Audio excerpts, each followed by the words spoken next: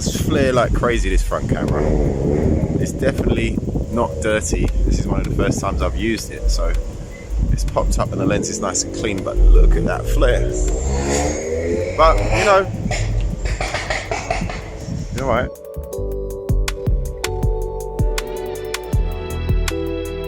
Using the Honor 9X Pro today, which is sort of the souped up version of the Honor 9X, which was released quite a while ago and I did review on BTech. Cheap handset, Honor 9X Pro, it costs $250. I think if you buy it before the end of the month you can get it for $199, but $249 or $250 for this phone is actually a bit of a bargain, but there is a catch. Unlike the Honor 9X, the Honor 9X Pro doesn't come with Google. Is that a big deal? At first I thought yes, it is a big deal, but since using the Huawei P40 Pro and now using this phone, I've come to realize that it's more of an alternative to Google.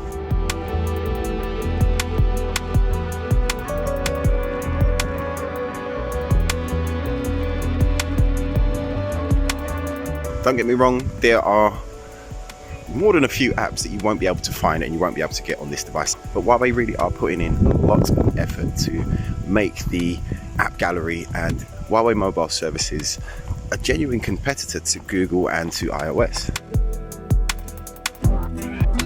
I actually really like the first Honor 9X. As it was a device released after the US ban on Huawei, Honor chose for the European version to equip it with older hardware than the Chinese version, resulting in an inferior device, but it still retained Google services. But now they finally released a Pro model. This one brings improved build quality, more RAM and a newer chipset with Huawei's flagship level ISP. We get a triple camera system, a 48 megapixel main with f1.8 brightness and 4:1 pixel bin in tech, merging 4 adjacent pixels for improved light gathering and sharpness. This is the exact same camera system that was on the original 9X. That camera had okay performance, you know, good for a £200 phone, but you do really notice the improvements that you get here when you pair that old hardware with the newer Kirin 810 processor and its flagship level ISP or image signal processor. For me, the images do have a similar look to the Honor 20 Pro, which does have an outstanding camera. It also has a 48 megapixel clarity shot mode that gives you excellent ultra sharp high-res images by snapping multiple shots over time and then combining that data. It does work well handheld, but I do find that it is best with a tripod. There's no telephoto lens, although you can shoot with a 2x crop and you can zoom digitally up to 10 times. There is, however, an 8 megapixel ultra wide and a 2 megapixel depth sensor. It's not a groundbreaking camera system, but for the low price of this phone, you should be very happy with the quality of the photos in most situations.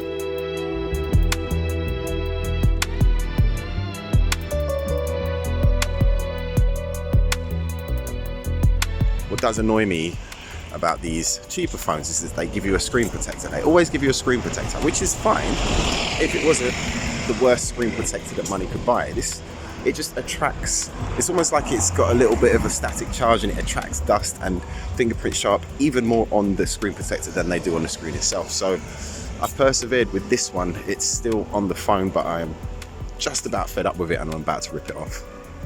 I usually do with most of my phones. I usually do it straight away. Persevered with this one and it just looks a mess, so it's got to go.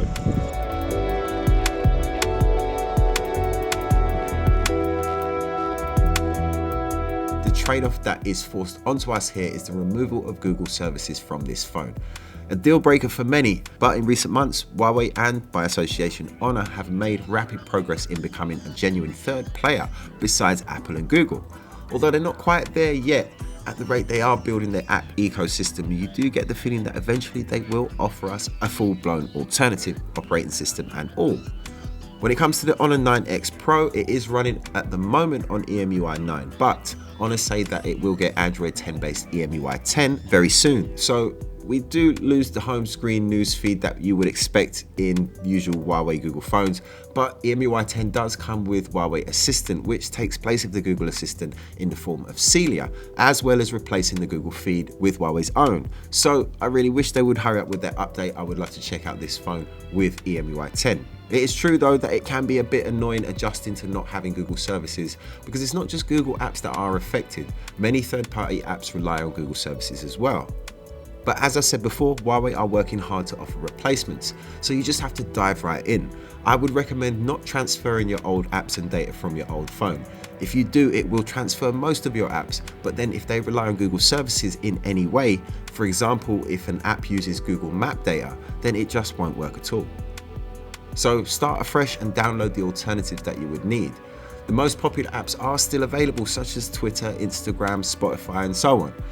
But for me, the biggest letdown is not having a YouTube app. But obviously YouTube is still available in browser. But even here, Huawei do offer alternatives. The new Petal search will help you find what's available, and in all honesty, I could happily get on with just using Huawei mobile services. It's not quite there yet, like I said, but they are going in the right direction.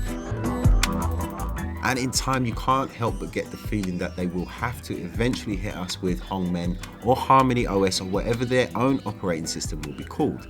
What they're doing right now is building the ecosystem, building the HMS core and everything that is needed to be totally independent. So it is quite exciting. Anyway, as usual, I want to know what you think. Let's start a discussion below. Is Google a deal breaker for you, or would you be prepared to go all in on HMS? Personally, I think that they've got most users covered at the moment, but just barely most. There is still some way to go. Can Huawei pull it off? Let me know down in the comments below. Thanks guys, and don't forget to subscribe and hit the notification button for more Davidcamz, and I'll see you in the next video.